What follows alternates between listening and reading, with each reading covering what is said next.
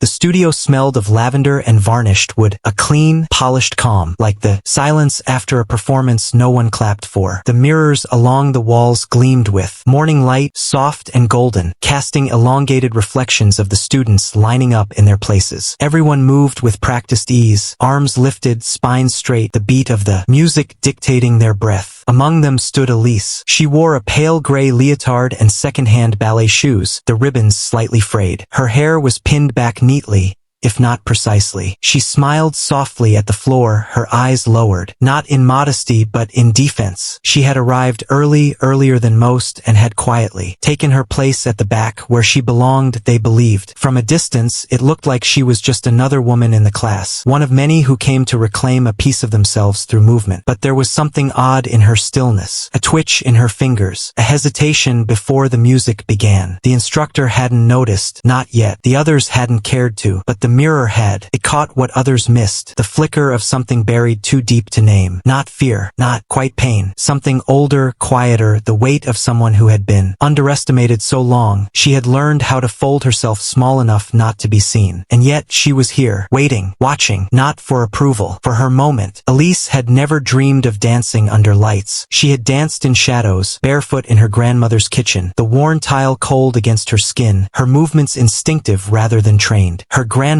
a quiet woman with hands that never stopped working, used to hum old French lullabies as she stirred pots and rolled dough. Elise would move to that rhythm, slow and deliberate, the swish of her cotton nightdress catching the wind from the open window. It was never about performance back then. It was prayer. Her mother never understood that. Evelyn was steel, a woman of pressed suits, cold coffee, and expectations wrapped in silence. She raised Elise alone in a house that echoed, not from laughter or footsteps, but from everything that was never said. Her words were sparse and precise. She believed in results. Ballet to her was respectable, not because it was beautiful, but because it was difficult. She enrolled Elise in lessons at 6, paid the fees, dropped her off, and picked her up with the same mechanical nod. She didn't attend recitals. She didn't ask how it made Elise feel, but she kept the receipts and she called it support. Still, Elise stayed, even when her arches ached, when her toes blistered, when she cried herself to sleep after harsh corrections and silent car rides. There was something about the form, the lines, the stretch, the precision, that gave her a shape when she felt formless. When her world was unclear, dance told her where to place her foot, how to carry her chin, what to do with her trembling hands. It was the only language she knew fluently. But somewhere between adolescence and the quiet suffocation of her 20s, life began, folding in on itself. Her father, whom she never met, died in a construction accident in another country. She only found out through a letter, mailed from a woman who claimed to have loved him too. Elise didn't cry. There was nothing to cry over. His absence had always been a presence of its own. College came, then debt, then the soft erosion of ambition. She stopped dancing after her second year, not because she wanted to, because she couldn't afford to anymore. Rent needed paying, jobs were taken, hours were traded for, silence and standing behind a register. She told herself it was temporary, the way all long goodbyes start, but she never returned. Until now, it had been 10 years. 10 long, quiet years. She hadn't even danced in private, not really. Stretch here, ply while brushing her teeth. But no real movement, the kind that opens you, the kind that makes you vulnerable. She was too tired for that, too careful. Then came Mira. Mira was her coworker at the small bookstore downtown, a kinetic spark of a woman, younger, braver, unfiltered. She had started working part-time while studying performance arts at the community college, and one day, over a stack of poetry books and mismatched coffee mugs, she told Elise about the adult dance class. "It's not fancy," Mira had said, grinning. "But it's real. You should come. You've got the posture of someone who's been there." Elise had laughed, a hollow sound, and used, "I'm too old to wear spandex and pretend I belong." But that night she couldn't sleep. Something had been lit, low and fragile in her chest. The next week she showed up. She hadn't told anyone. Not Mira. Not Evelyn. Especially not Evelyn. The studio was nothing like the ones from her youth. No ivory columns or chandeliers. No crystal-adorned instructors with clipped accents. This place had chipped mirrors, scratched floors, and the sound system occasionally buzzed with static. But it had warmth. And people. Women like her and not like her at all. She thought she would hate them. She didn't. They were mothers, office workers, students, retirees. They laughed too loud. They forgot choreography. They sweated and encouraged and failed gloriously. Elise stayed at the back, quiet but watchful, absorbing. She was still stiff, still shy. But something in her, a muscle long and used, was beginning to remember. And then there was Ava, the instructor. Slim, poised, with the kind of grace that spoke of New York winters and national tours. Ava didn't ask about anyone's past. She didn't praise easily either. But she noticed. Especially, Elise. "You've trained," Ava said once, pausing mid-routine. "What stopped you?" Elise blinked.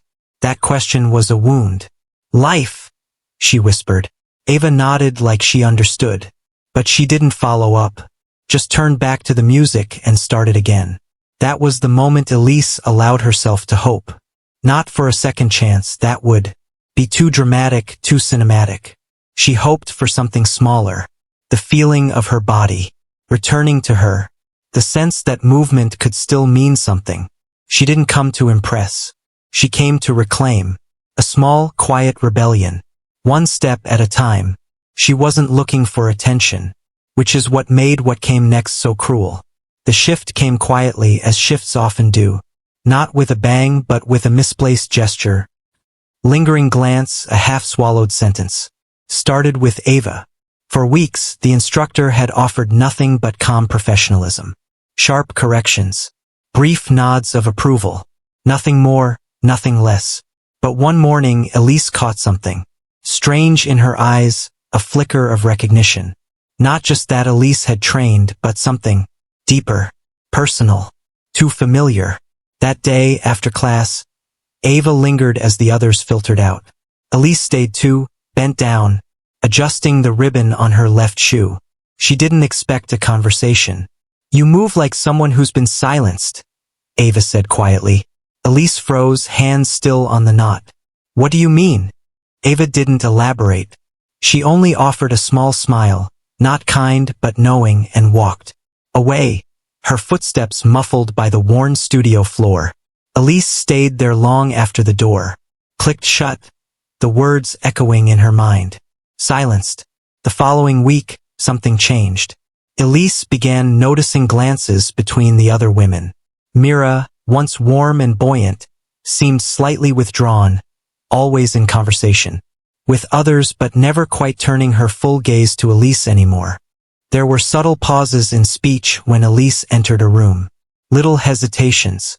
She wondered if she imagined it. During a group exercise, Ava paired Elise with Simone, a woman known for her precision and sharp tongue.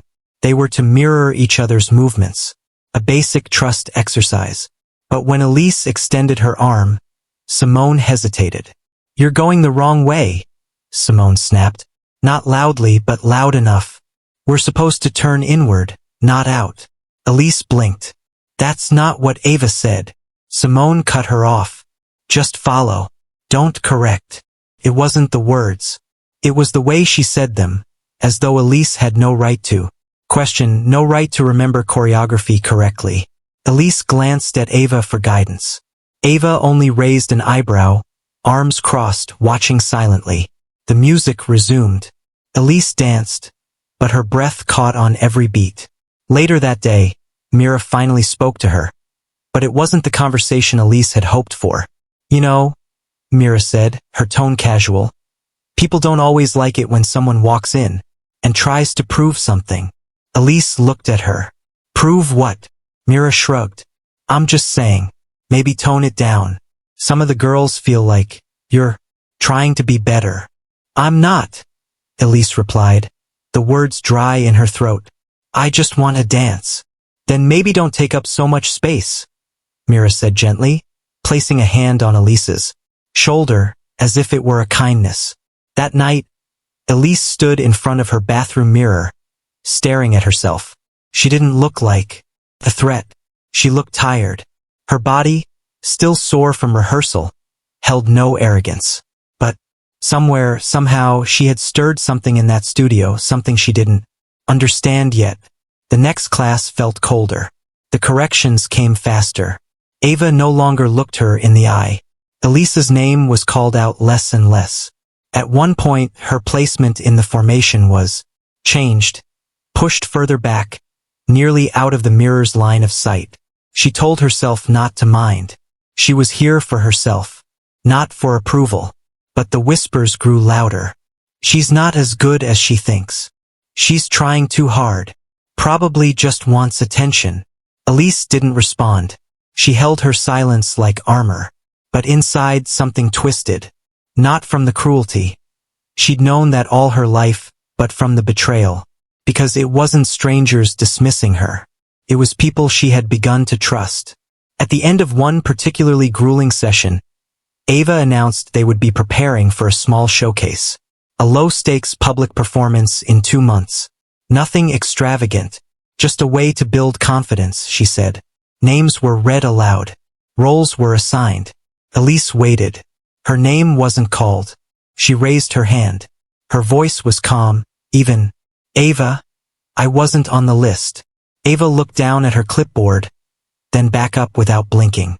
I thought you said you weren't interested in performance. I never said that, Elise replied, the room suddenly too still.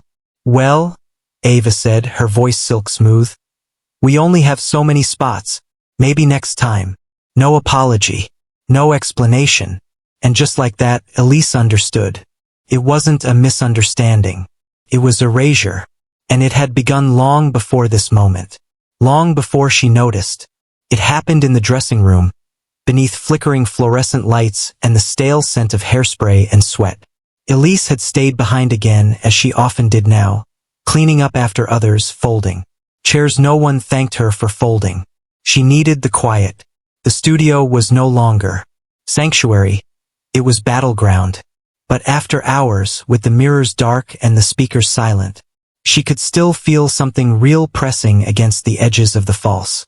That's when she heard it. Laughter muffled, but unmistakable. Followed by a voice. Ava. She was just down the hallway, in her office, door slightly ajar. Elise hadn't meant to eavesdrop.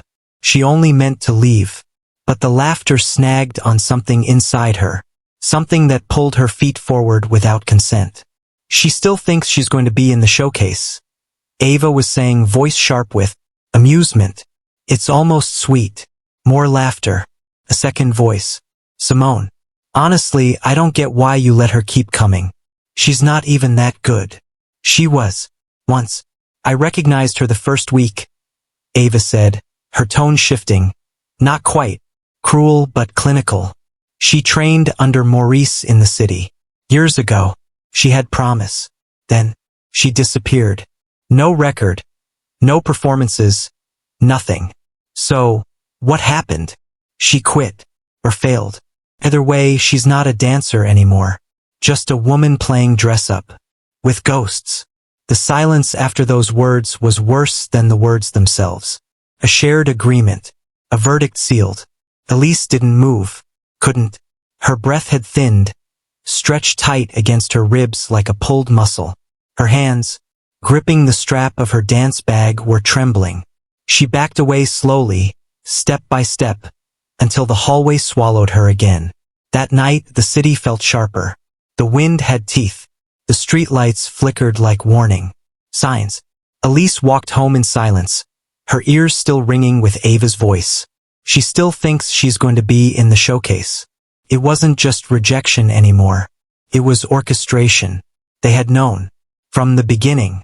Every silence, every glance, every correction withheld. It hadn't been neglect. It had been strategy. A slow, deliberate erosion. And she had stood there, hopeful, rebuilding herself one ply at a time while they smirked behind closed doors. But it wasn't Ava's betrayal that stung the most. It was Mira, the one who had invited her in, who had seen something in her, who had encouraged her. Elise sat on the edge of her bed, her apartment dim except for the yellow light spilling from the hallway. She opened her old laptop, its fan wheezing softly, and typed in a name she hadn't typed in years. Her own. Elise Marin. Ballet. Maurice Danton. The search yielded fragments, a video clip, archived. A program from a showcase nearly 12 years old. A forum post asking whatever happened to the girl with the long neck and storm gray eyes. She clicked on the video. It was short, just under 2 minutes. A solo from a student showcase. She was 17, lean, hollow-cheeked, hair pulled so tight it looked painful. But when she danced, there was nothing else. No audience, no world, just breath and motion. She didn't remember being that girl, but she remembered what it felt like, the weightlessness, the ache, the truth in it. When the clip ended, she just sat there, eyes locked on the frozen image of her younger self, bowing in silence. No applause, no flash, just her. The next day, Elise arrived early again. Earlier than usual. The studio was empty. Sunlight spilled across the floors in clean lines. She stood in the center, her body still but her chest rising and falling with a quiet storm. She didn't warm up. She didn't stretch. She danced. Not for class. Not for showcase. Not even for revenge. For clarity. Her limbs moved with precision honed in solitude. Her turns were tighter now, her lines. Imperfect but raw. Honest. She bled truth into the floorboards. The ghosts didn't scare her anymore. They danced beside her. When the door opened, she didn't stop. Ava stood there, framed by light and silence. Watching. No clipboard. No smile. Elise met her eyes as she finished the phrase. Her chest heaving. Her gaze steady. "You knew," she said, breathless but calm. Ava said nothing. Just tilted her head, as though studying a patient from behind glass. "You recognized me, and you chose to erase me." A flicker. Ava folded her arms. "I gave you space to move again. That should have been enough." "No," Elise said. "You didn't give me anything. You kept me in the back row. You let them humiliate me. You decided I wasn't allowed to come back unless it was through your door." Ava didn't flinch. "And yet here you are." Elise smiled. A slow, bitter thing. "Yes, here I am. Still dancing. Without your permission." And with that she turned away. Not in defeat. In decision. Because now she saw it clearly. The betrayal wasn't just Ava's. It was the system. The silent rules. The belief that if you stepped away, if life derailed you, you had to ask permission to return. That you had to apologize for surviving. But Elise wasn't apologizing anymore. She was remembering. Elise didn't return to class the next day. Or the day after. Her absence was not acknowledged, at least not publicly. The studio's weekly group chat remained unchanged. Cheerful updates about costume fittings and rehearsal schedules, punctuated with emoji reactions and shallow affirmations. As though nothing had happened. As though she had never existed. Her name was never mentioned. Erased again, this time not by authority, but by consensus. The days passed in a strange, suspended rhythm. Morning sun filtered through her window. Just the same, but she no longer moved to meet it. Her dance shoes sat untouched near the door. Her leotards, once rinsed and hung with care, were now limp in a laundry basket she couldn't bring herself to empty. She stayed inside more. The walls of her apartment felt closer now. Not suffocating, but too quiet. The kind of quiet that presses down on your chest, asking questions with no language. Why did you stay so long? Why didn't you see it sooner? What were you really hoping to find in that studio? Elise didn't have answers, only a dull ache, a bruise beneath the skin of her thoughts. She missed dancing, yes, but more than that, she missed the idea of belonging. The illusion that somewhere, finally, she could rebuild. That the years lost to silence and survival could be folded back into motion. But now that belief lay cracked at her feet. And she had no one to blame but herself. One afternoon, Mira messaged her. Just one line. "Are you okay?" Elise stared at it for nearly an hour before typing a response she never sent. She drafted others. Angry ones. Sarcastic ones. Honest ones. But in the end, she simply turned her phone face down. Mira hadn't defended her. Hadn't questioned Ava. She had known. Maybe not the full extent, but enough. Enough to know Elise was being pushed to the edges, and that silence was safer than solidarity. That was its own betrayal. Quieter, more cowardly, but just as real. She began walking more. Late at night, long after traffic had thinned and the shops had shuttered. There was something comforting about the city at that hour. Stripped of performance, stripped of pace, just concrete and air and anonymity. On one of those walks, she passed the community center near her building. The windows were dark, but a small flyer was taped to the door. Movement for healing, no experience needed. Wednesdays at 6. It was handwritten, crooked. The paper fluttered a little in the wind. She almost walked past it, almost ignored it, but something made her stop. She stared at it for a long time, and for the first time in days something shifted. Not hope, not resolve, just breath. That Wednesday, she stood at the back of a small, unfurnished room lined with cheap yoga mats. The lighting was soft, the air faintly scented with lavender and dust. There were 6 others, an elderly man with stiff knees, a teenage girl with headphones in her hoodie pocket, a woman who looked like she had been crying in the car. No mirrors, no instructors with clipboards, just music, slow, ambient. The facilitator, a soft-voiced woman with tangled curls and kind hands, offered only one instruction: move however you need. There's no wrong way to be here. Elise didn't move at first. Her body was too full of memory, her limbs too full of judgment. But slowly, like thawing ice, she let her spine tilt, let her shoulders fall. Her foot pressed into the mat. Her arms rose, just slightly. There was no choreography, no performance, only motion. And within that motion, a flicker of return. Later that night, she sat at her kitchen table, notebook open. It had been months since she'd written anything personal. The pen felt foreign in her hand. But she began to write. Not about Ava. Not about the showcase. About the first time she ever danced. Barefoot in her mother's garden, arms wide, spinning. So fast she forgot which way was forward. She wrote about the moment after. Her mother's laugh, the sunlight on her face, the wild freedom of not needing to be good. Just needing to be herself. She still questioned everything. What it meant to start over. What it meant to walk away. Whether she had let them steal something she could never get back. Some days the guilt wrapped around her like a second skin. Sticky, invisible, impossible to shed. Other days she felt clarity, sharp and sudden, like cold water on her face. She had never been the one who failed. She had only refused to play by rules that demanded she shrink. Yes, she had lost something: community, direction, the imagined path back to legitimacy. But she had found something, too. Her own voice, quieter than applause but steadier. Her own rhythm, free of permission. She wasn't sure where it would lead. She only knew she was still moving. And this time, no one else would write the ending.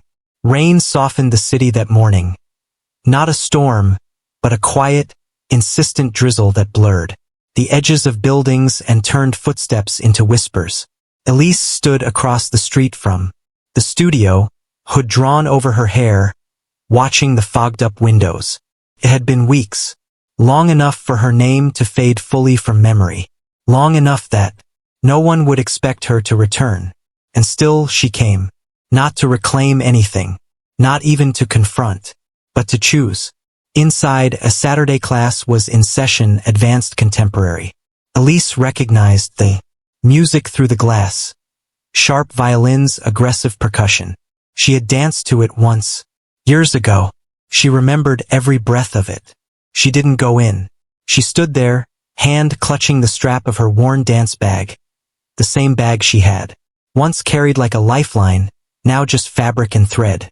Her reflection shimmered faintly in the window. She didn't look like the girl who first walked in here months ago. Desperate, hopeful, trying so hard not to seem broken.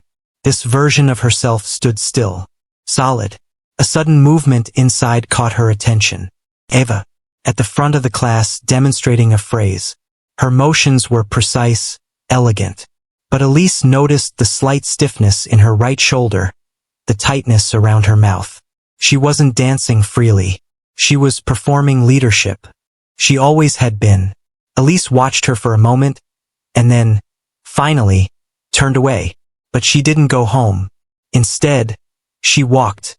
Not hurriedly, not aimlessly. With intention. Back to the community center. The doors were unlocked. The main hall was empty, save for a janitor slowly mopping near the exit. She asked if the small studio space was open. It was.